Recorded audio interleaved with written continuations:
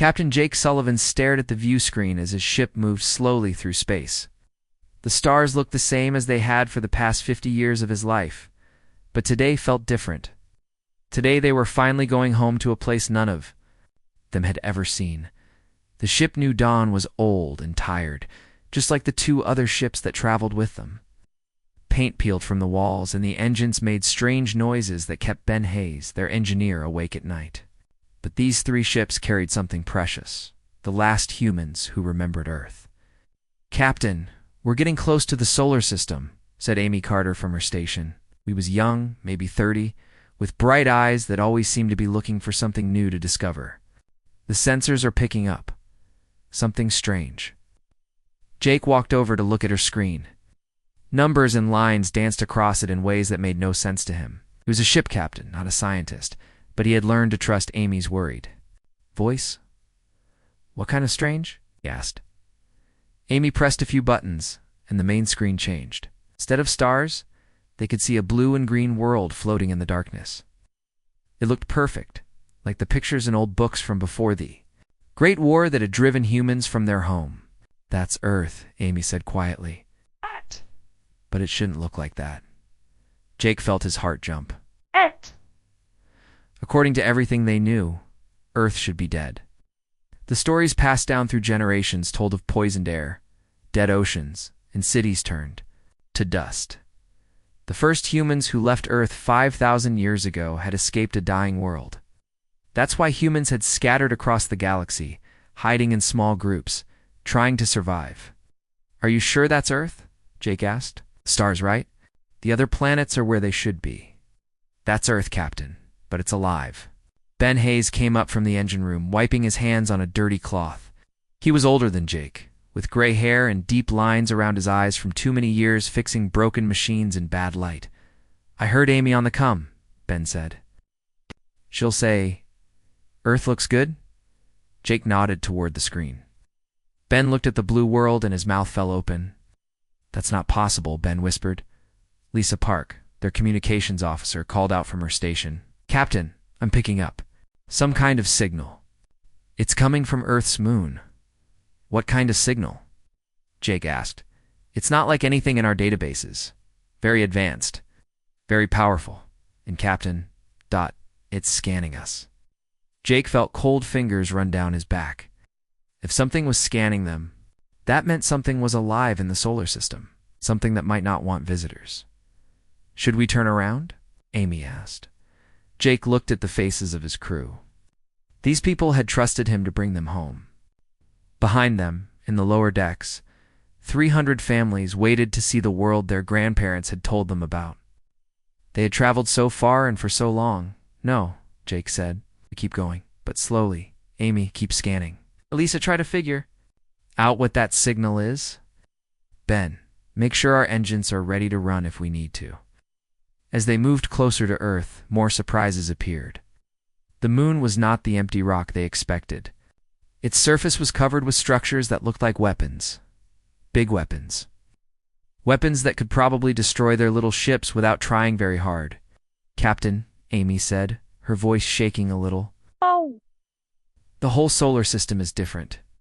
There are things out there, machines, stations. It's like someone has been living here all this time, but who?"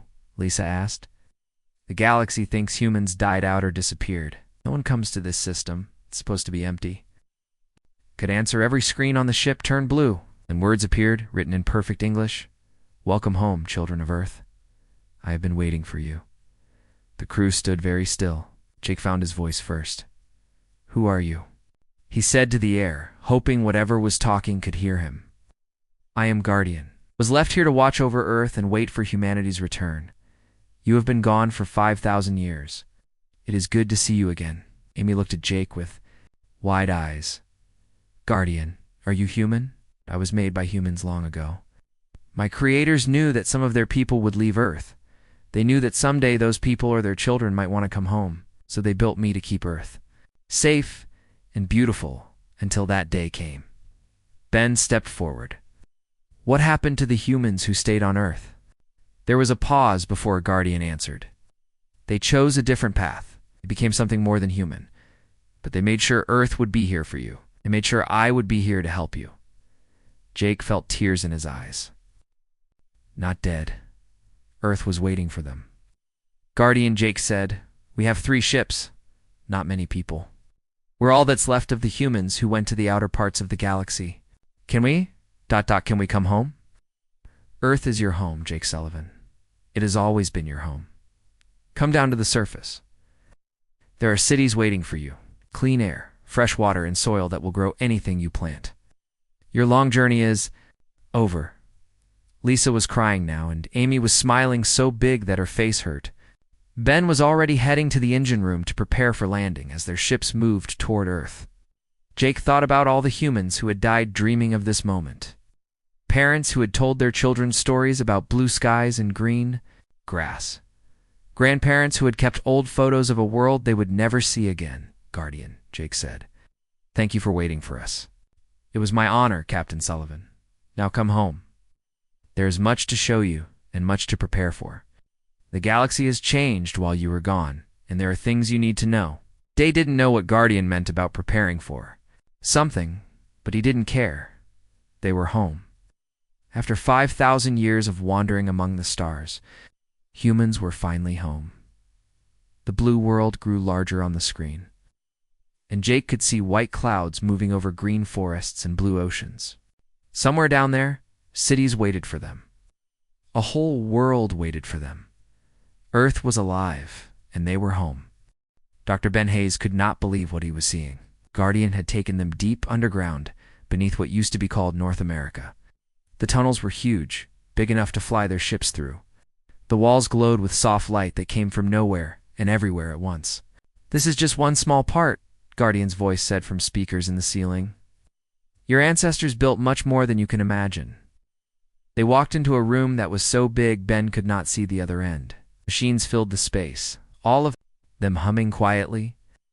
Some looked like they were building things. Others looked like computers, but more advanced than anything Ben had ever seen. Amy Carter ran her scanner over one of the machines.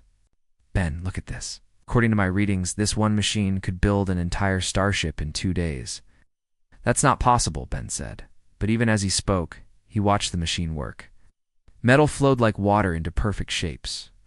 Parts appeared from nothing, or seemed to. Everything moved with perfect timing, like a dance. How many of these machines are there? Ben asked Guardian. In this facility, there are 1,000 builders. There are 50 facilities like this one across Earth. There are also the Deep Makers, which can create larger things.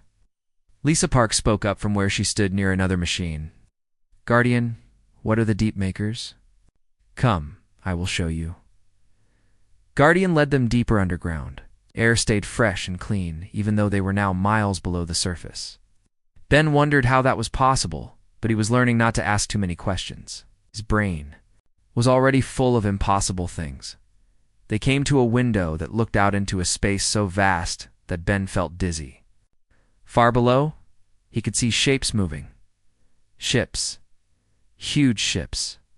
Some were as big as cities. The Deep Makers build the large vessels, Guardian said.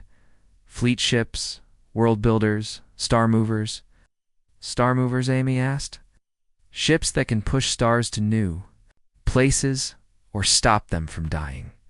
Your ancestors thought of everything, Dr. Carter. While Ben and the others explored the underground world, Captain Jake Sullivan stayed on the surface, walked through empty cities that looked like they had been built yesterday. The streets were clean, the buildings were perfect, and everything worked. But no people lived there. Guardian, where is everyone? Jake asked. The humans who stayed on Earth are gone, but not dead. They became something else, something better. But they left all of this for you. Jake sat on a bench in a park. Real trees grew around him, and he could hear birds singing. The air smelled like flowers and rain. It was everything the old stories had promised and more. Guardian, we have a problem, Jake said. What problem, Captain Sullivan? There are other races in the galaxy now. They have ships and weapons. They think humans are weak or gone. What happens when they find out about Earth? That problem is already here, Captain. The blue sky above Jake suddenly filled with images. He saw space, and in that space, he saw ships. Lots of ships. They were not human ships. Zephyr fleet is coming, Guardian said.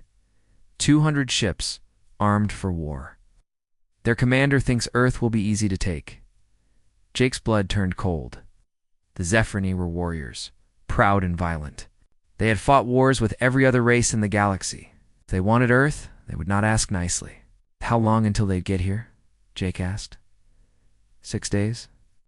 Jake ran back to the tunnels to find his crew. He found them staring at a wall covered with lights and numbers. Captain Amy said when she saw him, "Guardian has been showing us things. The technology here is amazing. But there's something else." "What?" Ben answered. "There are human things all over the galaxy. Old machines that other races think they built themselves. Stations that help ships travel between stars. Even some of the plants that grow on alien worlds. I don't understand," Jake said. Guardian's voice filled the room. When humans left Earth, they did not just run away. They planted seeds. Technology seeds. They helped other races build their worlds, but they hid human parts in everything. Amy pulled up a map of the galaxy on one of the screens. Thousands of lights blinked across it. "Every light is a place where human technology is hidden," Amy said. "Power stations, communication networks, navigation systems. The galaxy runs on human machines, but nobody knows it." "Why?" Jake asked. "Your ancestors wanted to make sure that if humans ever needed to come back, they would have friends and allies.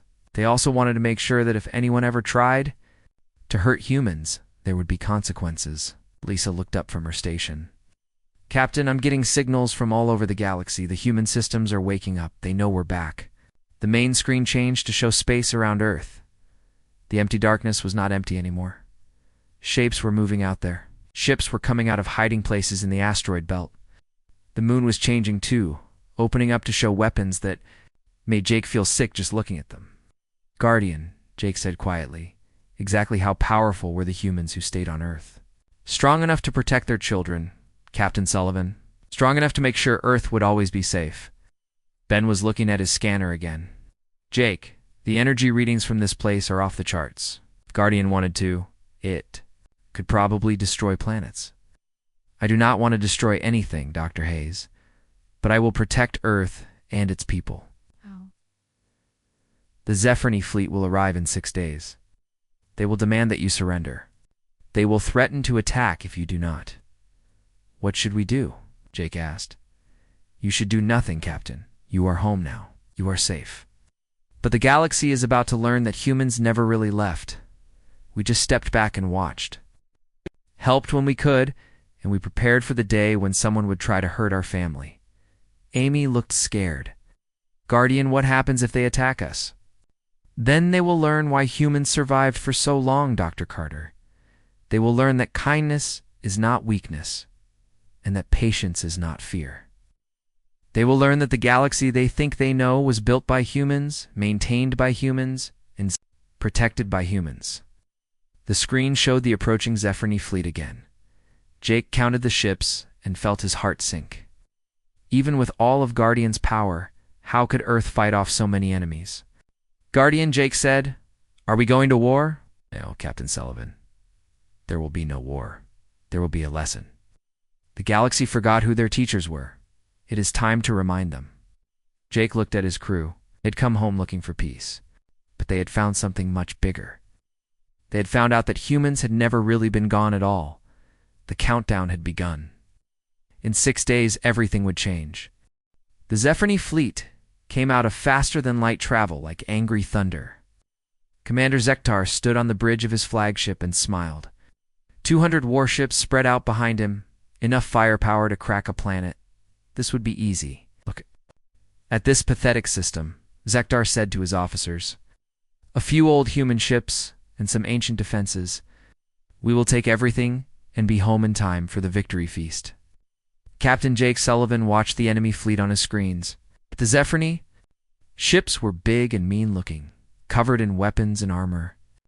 His heart was heavy, but Guardian had told him to trust and wait. Captain Amy Carter called out, "Guardian is sending a message to the Zephyr fleet."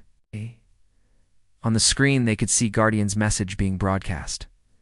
You are not welcome in this system. Leave now, and no harm will come to you. Out. Score left. Score.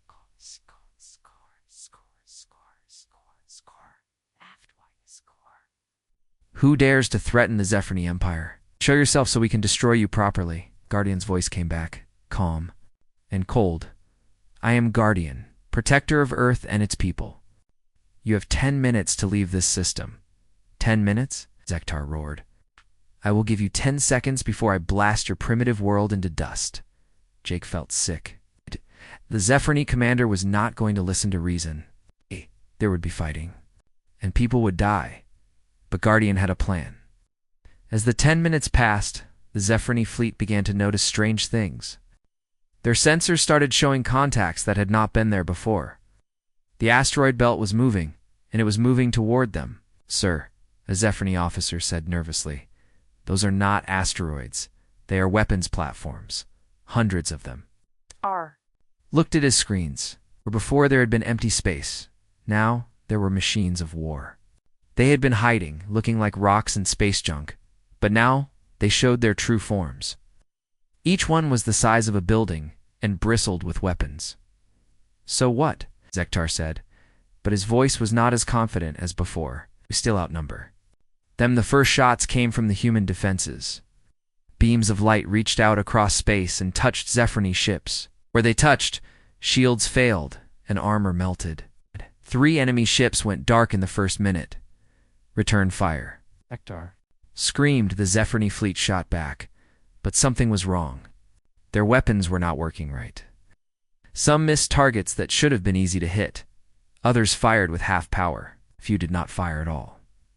What is happening to our weapons? Zektar demanded. Duh, sir. Our systems are not responding properly. It's like something is interfering with our technology. On Earth, Ben Hayes watched Guardian work.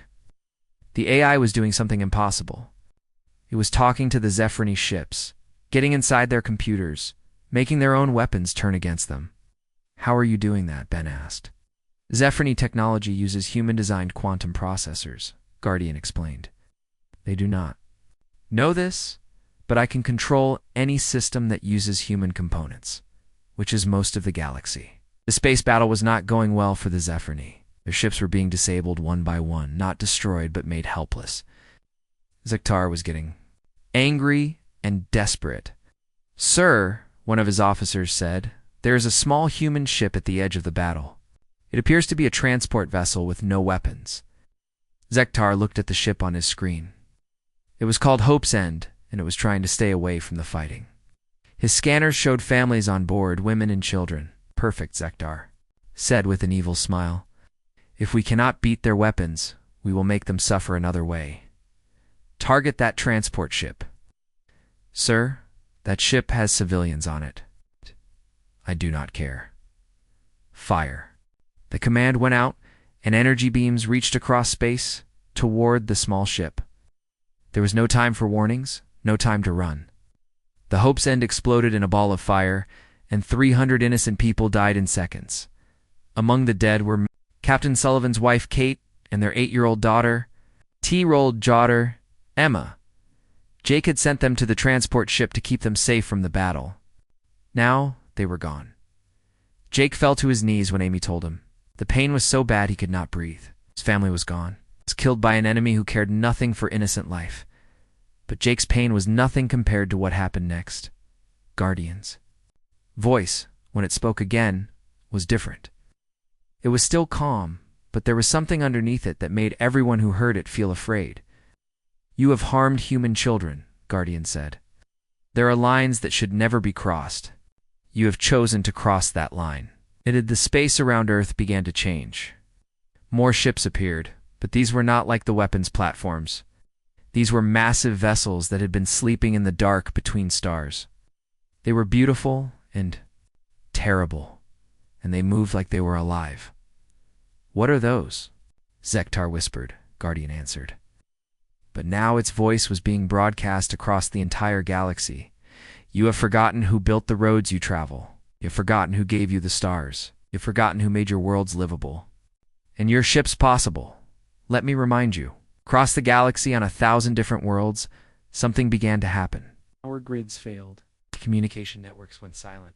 Ships found themselves stranded as their faster-than-light drives stopped working. Food processors shut down. Water purifiers went offline. In the space around Earth, the Zephyrine fleet found themselves completely helpless. Their ships would not move, their weapons would not fire, and their life support systems were barely working. "What are you doing to us?" Akhtar screamed. "I am showing you the truth," Guardian replied. "For 5,000 years, humans have been the foundation of galactic civilization. Your ships use human navigation systems. Your worlds depend on human terraforming technology. Your trade routes follow paths mapped by human explorers. Your medicines come from human research. You never knew, because humans wanted you to think you had built it all yourselves." Lisa Park was receiving reports from across the galaxy. Alien governments were panicking as their societies began to fall apart. They were learning that everything they thought they knew was wrong. "Guardian," Jake said through his tears. "What? Happens now?" "Now they learn what it means to hurt a human child," Guardian said. "They will sit in the dark and think about what they have done. They will beg for forgiveness. They will promise never to harm humans again. And if they do not..." Amy asked. Guardian was quiet for a long moment. When it spoke again, its voice was sad but determined. "Then they will learn that humans can take away everything they have given. The galaxy will go back to the dark age that existed before humans touched the stars, and it will stay dark until they learn to be better." The lesson had begun. The galaxy was about to discover what they had lost when they chose violence over peace. 3 days after the galaxy went dark, the messages started coming in. They came from every major world, every government, every species that had ships among the stars. They all said the same thing: "Please stop. We surrender. We will do anything." You asked. Admiral Helen Cross had been sleeping in a special chamber deep under Earth for 5,000 years. Guardian woke her up when the crisis began. She was tall and strong, with silver hair and eyes that had seen more wars than anyone should have to see. "Show me what has happened," Helen said. As she put on her uniform, Guardian showed her everything. The returning human colonists, the Zephyrine attack, the death of innocent families, and the response that had brought galactic civilization to its knees. Helen's face was hard as stone when she saw the destroyed transport ship. "They killed children," she said quietly. "Yes, Admiral. Captain Sullivan lost his wife and daughter." Helen closed her eyes for a moment.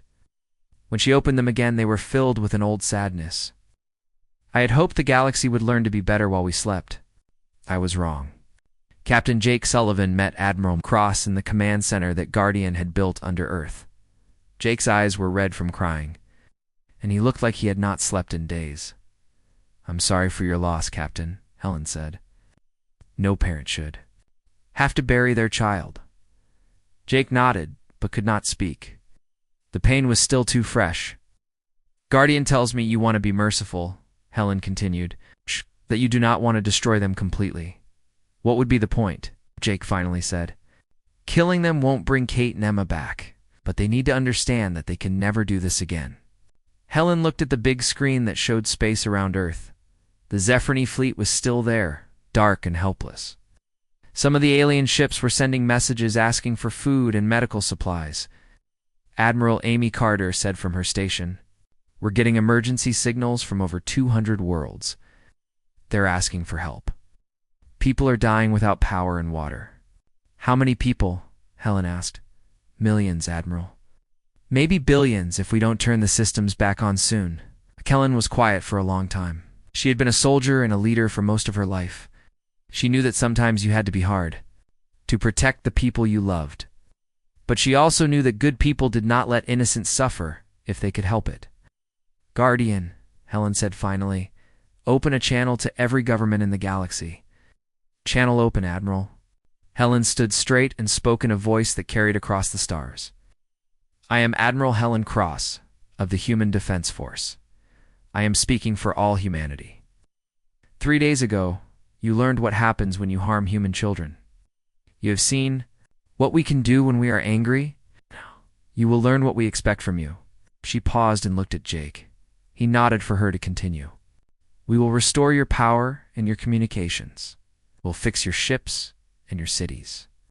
But from now on, things will be different. Humanity is no longer hiding. We are your elder brothers and sisters, and we will act like it. Messages from across the galaxy grew quiet as everyone listened. First, any attack on human civilians will result in immediate punishment. We will cut you off from all human technology until you learn to behave. Second, humans will have seats on all major galactic councils. We helped build your civilization, and we will have a voice in how it grows. Third, you will treat all civilians, human or not, with respect and protection. War is sometimes necessary, but there are rules.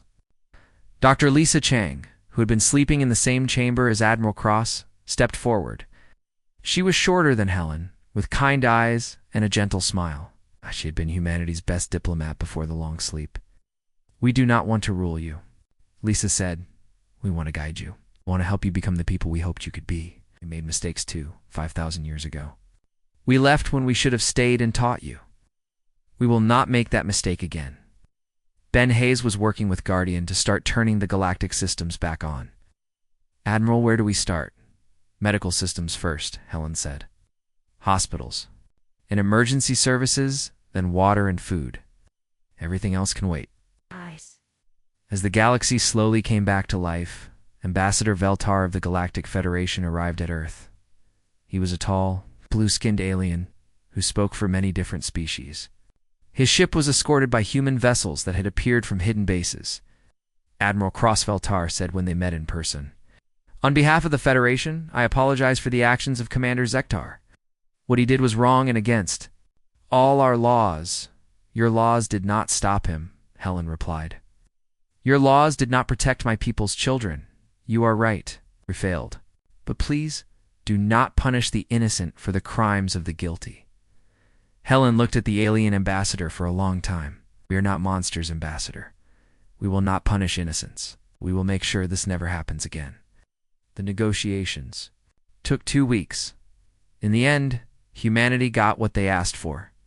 Seats on the Galactic Council, protection for all civilians, and most importantly, recognition that humans had been the silent guardians of galactic civilization for 5,000 years. Commander Zektar was tried for war crimes by his own people and sentenced to life in prison.